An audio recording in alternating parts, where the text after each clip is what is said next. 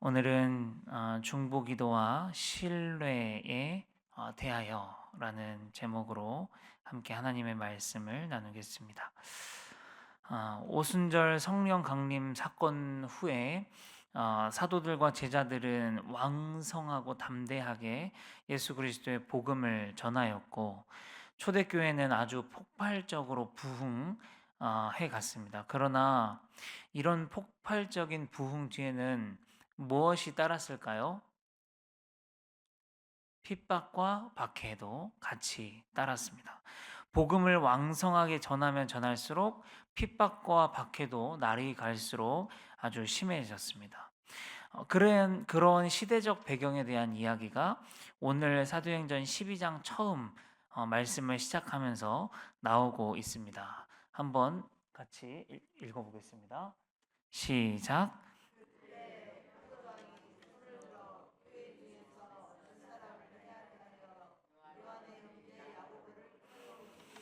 네, 그때 당시가 얼마나 흉흉했는지, 예수를 믿는다는 것이, 복음을 전한다는 것이 얼마나 어렵고 위험한 일이었는지를 단편적으로 잘 보여주고 있습니다. 순간 그런 생각이 들었습니다. 저는 저 때에 저렇게 어렵고 흉흉한 상황에서 어떻게 담대하게 복음을 전할 수 있었을까? 왜 요즘은 안 될까? 예? 그들은 도대체 무엇 때문에, 무엇이 그들을 그렇게 움직이게 했을까?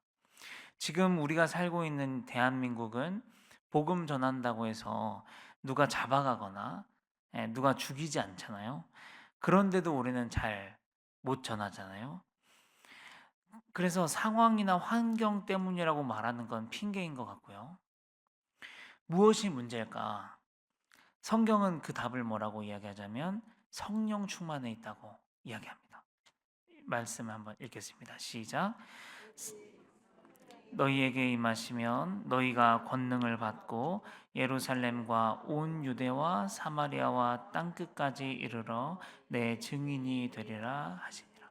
이렇게 말씀하셨습니다. 성령을 받으면 저절로 증인이 되게 되어 있다. 그런 말씀이에요. 그러면 답이 나왔습니다. 우리 세대의 신앙인들이 사실 너무 성령으로 안 충만한 것이죠. 다른 것들로 너무 충만한 것입니다. 신앙생활을 하면서도 내 안에 다른 헛되고 헛된 것들로 채우고 그만큼 구하고 있다는 것이죠. 내 속에 내가 너무도 많아 있죠. 네.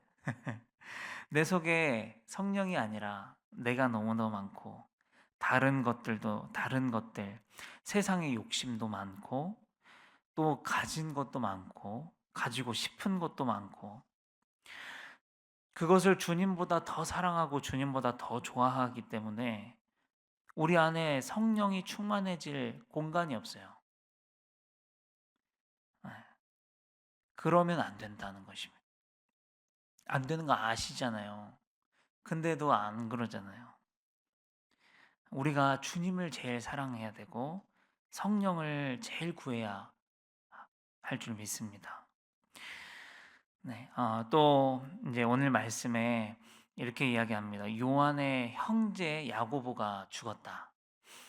성경에 야고보가 여러 명 나와서 헷갈려요. 예, 누구 야고보를 말하는 거지?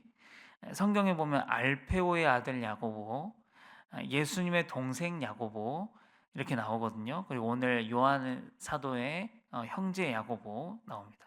오늘 야고보는 세베대의 아들 요한의 형제 야고보입니다. 말씀 한번 읽겠습니다. 시작. 사도의 이름은 이러하니 베드로라 하는 시몬을 비롯하여 그의 형제 안드레와 세베대의 아들 야고보와 그의 형제 요한 이렇게 나오죠. 예. 그래서 또 여기서 알 수 있는 것은 이 야고보는 예수님의 12 사도 중 한 사람이었다는 걸 알 수 있어요. 오늘 지금 순교한 이 야고보가 어떤 야고보냐? 예, 세베대의 아들 야고보이고 형제 사도 요한의 형제인 야고보이고요. 예수님의 12 사도 중에 한 사람이었던 야고보이고요. 그리고 여러분 그 성경을 보면 예수님의 가장 가까이 있는 세 명이 있어요. 항상 언급되는 누군지 아시죠?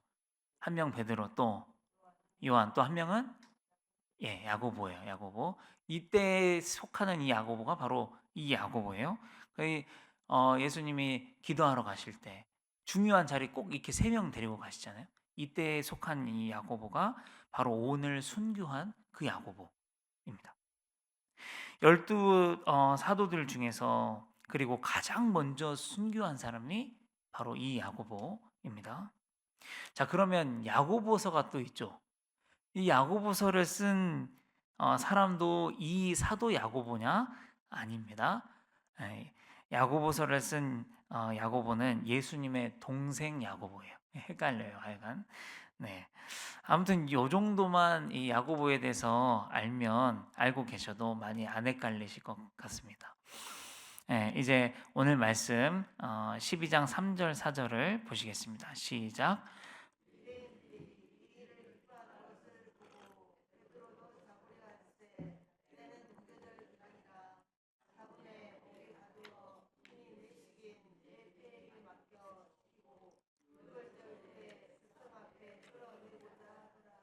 네. 유대인들이 이 일을 기뻐했대요. 이 일이 뭘까요? 야고보를 죽인 일이죠. 야고보 사도를 죽인 일을 보면서 유대인들이 이 일을 기뻐했대요. 왜 기뻐했냐면 유대인 즉 바리새인들, 서기관들, 율법 학자들은 예수님 믿는 사람 제일 싫은 사람이에요. 제일 눈에 가시 같은 사람이에요. 그래서 야고보가 죽었다는 소식에 기뻐해가지고 이번엔 누굴 죽일까? 베드로 죽이자. 해서 베드로 사도를 잡은 거예요. 예. 그래서 근데 뭐라고 이야기하냐면 때는 무교절 기간이라. 네, 무교절 기간이라. 잡음에 옥에 가두어 놓고 6월절 후에 백성 앞에 끌어내고자 하더라. 왜 그러냐면 무교절 기간이기 때문에. 무교절 기간에는 꼭 지켜야 되는 게 있는데요. 뭐냐면 누룩을 제거하는 것입니다. 누룩을 제거하는 건 뭐냐면 나를 깨끗하게 하나님 앞에 깨끗하게 하는 것이. 그런데 그런 무교절 기간에 사람들이 다 보고 있고 자기들은 유명한 그 유대인들이잖아요. 율법 학자들이잖아요. 종교 지도자들이잖아요. 그래서 사람들이 보는 앞에서 이 무교절 기간에 법을 어길 수 없는 거예요. 사람을 죽일 수 없는 거예요. 그리고 자신들의 그 체면이 있잖아요. 그래서 이때는 하지 말자. 6월절 지나고 하자. 그래서 그때까지 잡아놓은 겁니다. 옥에. 그래서 기다리기로 한 거죠. 그래서 읽겠습니다. 시작. 이에 베드로는 옥에 gat혔고 교회는 그를 위하여 간절히 하나님께 기도하더라. 자, 이제 여기에서 교회의 중보 기도의 힘이 나타납니다. 자, 무슨 일이 벌어졌는지 말씀을 읽겠습니다. 시작. 헤롯이 잡아내려고 하는 그 전날 밤에 베드로가 두 군인 틈에서 두 사슬에 매어 누워 자는데 파수꾼들이 문 밖에서 옥을 지키더니 호련히 주의 사자가 나타나매 옥중에 광채가 빛나며 또 베드로의 옆구리를 쳐 깨워 이르되 급히 일어나라 하니 쇠사슬이 그 손에서 벗어지더라.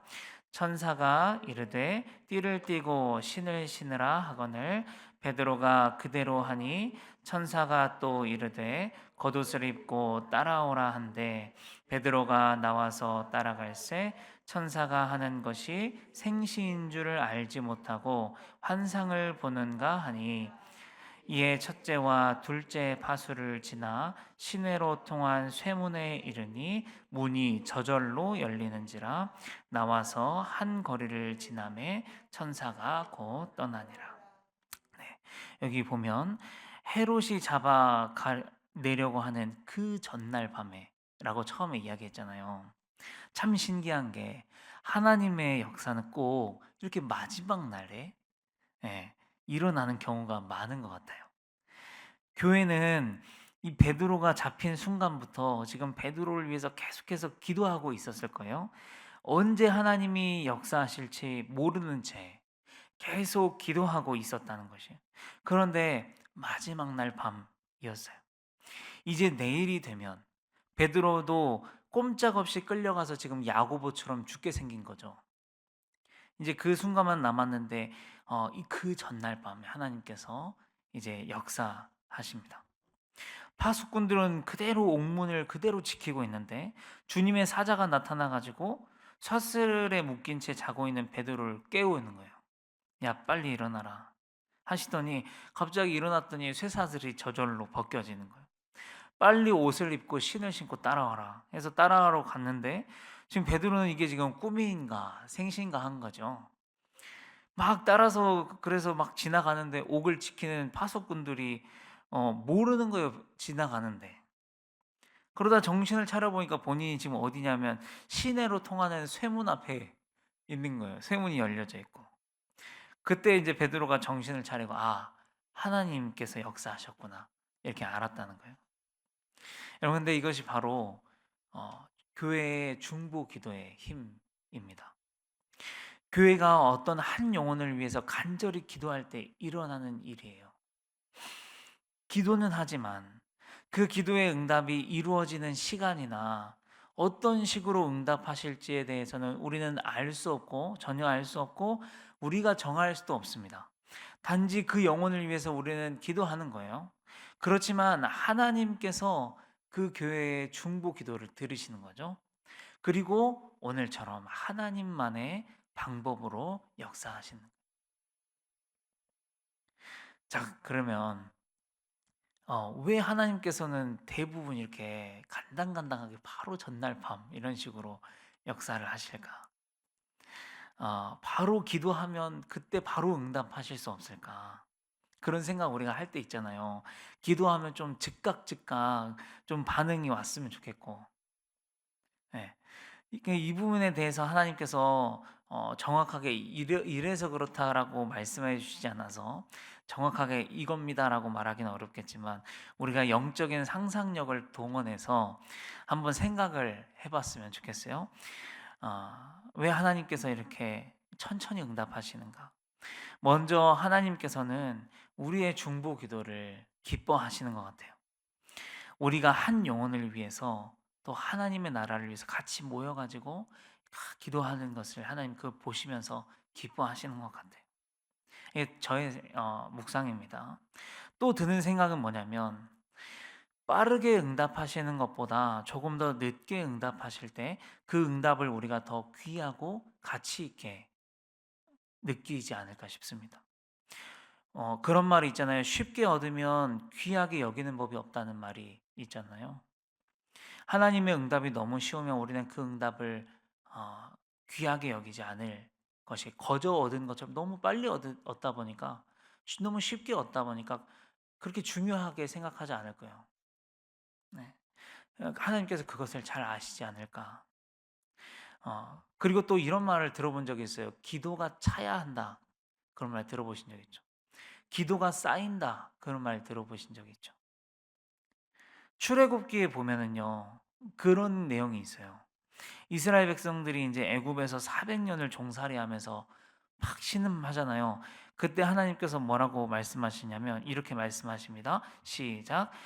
여호와께서 이르시되 내가 애굽에 있는 내 백성의 고통을 분명히 보고 그들이 그들의 감독자로 말미암아 부르짖음을 듣고 그 근심을 알고 내가 내려가서 그들을 애굽인의 손에서 건져내고 그들을 그 땅에서 인도하여 아름답고 광대한 땅, 젖과 꿀이 흐르는 땅, 곧 가나안 족속, 헷 족속, 아모리 족속, 브리스 족속, 히위 족속, 여부스 족속의 지방에 데려가려 하노라. 이제 가라. 이스라엘 자손의 부르짖음이 내게 달하고 애굽 사람이 그들을 괴롭히는 학대도 내가 보았으니 이제 내가 너를 바로에게 보내어 너에게 내 백성 이스라엘 자손을 애굽에서 인도하여 내게 하니라. 네, 여기에서 보면 이스라엘 자손의 부르짖음이 내게 달하고, 처음 기도했을 땐 안 달했을까? 예, 여기가 조금 이 기도가 차야 한다는 의미가 있는 것이죠. 그들의 기도가, 그들의 부르짖음이 하나님 앞에 상달되었고 찼다는 것입니다. 이 기도가 차는 것 또한 하나님께서 역사하시는 일하시는 방법 중에 하나입니다. 또 중보 기도는 뭘로 하는 걸까요? 그럼 중보 기도는 어떤 기도의 은사를 받은 사람들만이 하는 것일까요? 그렇지 않은 것 같아요. 중보 기도는 능력으로 하는 것이 아니고요. 중보 기도는 어떤 은사를 받은 사람들만이 할 수 있는 게 아니고요. 중보 기도는 뭐로 하냐면 사랑과 관심으로 하는 것입니다. 베드로가 죽지 않았으면 하는 간절한 마음으로 하는 것이에요. 여러분, 예수님이 물론 능력이 있으신 분이었지만 예수님의 능력만으로 사람을 고치셨을까요? 그렇지 않습니다. 예수님은 뭘로 고쳤냐면 가슴으로 고쳤잖아요. 사람들을 향한 연민의 마음, 그들을 안타까워하고 불쌍히 여기는 마음, 그들을 사랑하는 마음, 저 사람이 정말 나았으면 좋겠다. 저 사람이 일어났으면 좋겠다. 저 사람이 눈이 뜨였으면 좋겠다. 저 사람이 정말 구원을 받았으면 좋겠다. 그래서 저 사람이 좀 삶이 평안해졌으면 좋겠다. 예, 그렇게 좀 살았으면 좋겠다라고 하는 그 마음으로 고치셨죠. 그런데 여러분, 마술사 시몬 기억나시죠? 목사님께서 설교하셨는데 돈을 주면서 뭐라 그러냐면 나도 저런 능력을 달라.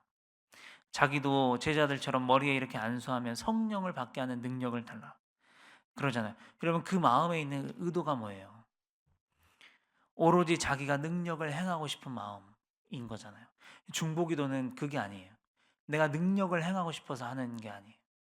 내가 능력이 있어서 하는 게 아니라는 거예요. 이 시몬은 자기가 능력을 행하고 싶은 마음, 자기 이름을 높이고 싶은 마음, 그거밖에 없었어요. 그 마음 안에 그 사람을 향한 관심과 사랑과 불쌍히 여기는 마음이 시몬에게는 없었잖아요. 그래서 여러분, 중보기도는 능력으로 하는 게 아니고요, 사랑과 관심과 연민의 마음으로 하는 것입니다.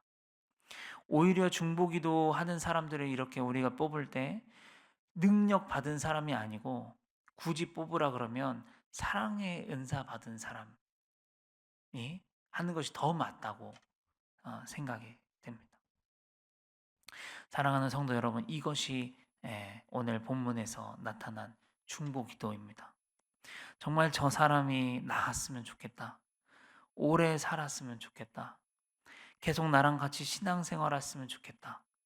나아서 평범한 삶을 살았으면 좋겠다 하는 그 마음으로 간절히 기도하는 것이 중보기도입니다. 우리 교회에도 중보기도팀이 있습니다. 이런 마음으로 기도할 수 있으면 좋겠고요. 우리 성도님들도 이런 마음으로 중보할 수 있는 성도님들 되시면 좋겠습니다. 그럴 때에 하나님께서 하나님의 역사를 우리가 보게 되고 체험하게 될 줄 믿습니다. 그리고 다음을 보면 재밌어요. 12절부터 17절까지를 이제 보면 너무 재밌습니다. 이제 베드로가 하나님의 역사를 깨달았잖아요. 지금 이제 막 잠이 깼어요. 잠이 깨고 환상도 아니고 이게 진짜 하나님의 역사다 깨달았어요. 그래갖고 마리아의 집으로 뛰어갔답니다. 갔더니 거기에 여러 사람들이 모여서 기도하고 있었어요. 뭘 위해 기도했겠어요? 베드로를 위해서 계속 기도하고 있었겠죠. 베드로가 막 문을 두드립니다. 그랬더니 로데라고 하는 아이가 나왔어요. 그래서 이 아이가 누군가 하고 이렇게 들어보니까 베드로의 음성인 거예요. 그래서 놀라가지고 문도 안 열어주고 다시 뛰어 들어가가지고 사람들에게 지금 베드로가 왔어요. 밖에 왔어요. 그러니까 기도하는 사람들이 반응이 웃겨요. 네가 미쳤구나 하는 거예요. 여러분, 베드로가 살아 돌아오기를 그렇게 기도하면서 베드로가 막상 돌아왔다고 하니까 네가 미쳤구나라고 해요. 웃기잖아요. 여러분, 그런데 이게요, 우리의 모습입니다. 중보기도 하는 우리의 모습이에요.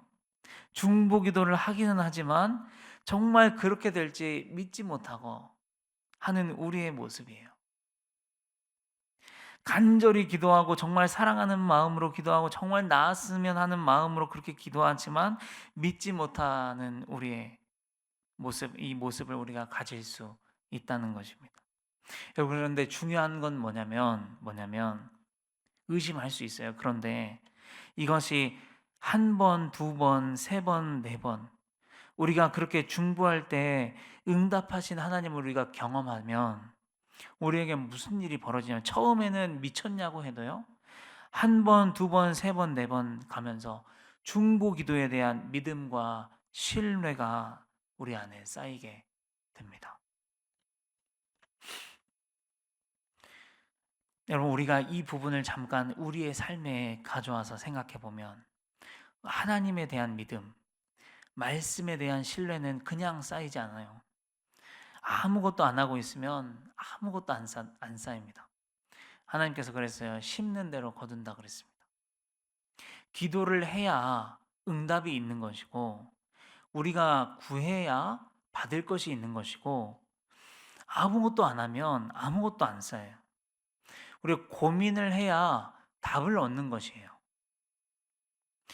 하나님에 대한 믿음을 우리가 더욱 가지고 싶으면요, 우리의 삶에서 진짜 어려운 상황을 만났을 때 하나님의 믿음으로 부딪혀야죠. 하나님을 믿어야 돼요. 그런 경험들이 있어야 믿음이 견고해지죠. 또 우리가 하나님의 말씀을 신뢰하고 싶으면요, 우리의 삶에서 정말 그 말씀으로 살아봐야 합니다. 그 말씀으로 부딪히고 주의 말씀 의지하여 깊은 곳에 그물을 던져봐야 해요. 그래야 물고기를 낚지요. 아무것도 안 하면서 나 믿음 언제 잘하지? 말씀 가지고 싸우지도 않으면서 부딪혀 보지도 않으면서 나는 말씀 언제 신뢰하지? 이렇게 해 가지고는 전혀 얻을 수 없다는 것입니다. 삶에서 믿음 가지고 싸우고 삶에서 말씀 붙들고 싸우는 훈련을 우리가 해야 합니다. 그리고 그렇게 싸울 때 어떤 하나님을 만나냐? 나를 가만히 내버려 두시지 않는 하나님 만나는 것이. 그것을 한 번, 두 번, 세 번, 네 번, 다섯 번 체험하면서 우리 안에 믿음과 신뢰가 쌓여가는 것입니다. 처음엔 미쳤다고 이야기할 수 있지만, 두 번째는 또네? 세 번째는 역시, 이렇게 우리가 바뀌어 가는 것이죠. 네, 이제 말씀을 마치도록 하겠습니다. 오늘은 딱 두 가지만 기억하시면 됩니다. 중보기는 어떻게 하는 것인가?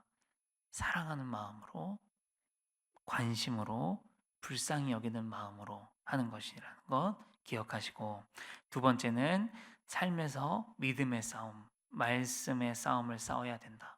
그래서 나를 버려두지 않으시는 하나님을 만나야 한다. 그래야 견고해지고 말씀의 굳건한 신뢰 위에 우리의 신앙을 쌓을 수 있다라는 것입니다.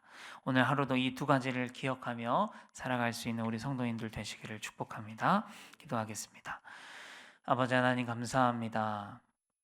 아버지, 우리에게 사랑을 부어 주시옵소서. 우리가 중보할 때 정말 사랑하는 마음으로 기도할 수 있도록 도와주소서. 아버지, 나에게 능력 없습니다.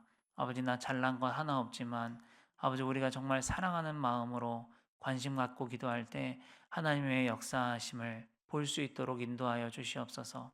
아버지, 우리 교회에 아프신 성도님들 많습니다. 아버지, 이들을 위해서 우리가 정말 사랑으로 관심으로 기도할 수 있도록 인도하여 주시고, 아버지, 그 분들이 정말 병이 낫는 역사를 우리가 체험할 수 있도록 인도하여 주시옵소서. 아버지, 또 우리가 말씀으로 삶에서 싸우게 하여 주시옵소서. 아버지, 어려운 상황이 있어도 부딪히게 하여 주시고 주의 말씀 의지해서 깊은 곳에 금을 던지게 하여 주시옵소서. 그래서 물고기를 낚는 그런 하나님의 응답, 하나님의 역사하심, 하나님 날 가만히 내버려 두지 않으시는 그 역사하심을 체험할 수 있도록, 그것이 한 번, 두 번, 세 번, 네 번 쌓여서 그것이 우리의 믿음의 신뢰가 될 수 있도록, 흔들리지 않는 굳건한 반석이 될 수 있도록 주님 함께 하시고 인도하여 주시옵소서. 예수님의 이름으로 감사하며 기도합니다. 아멘.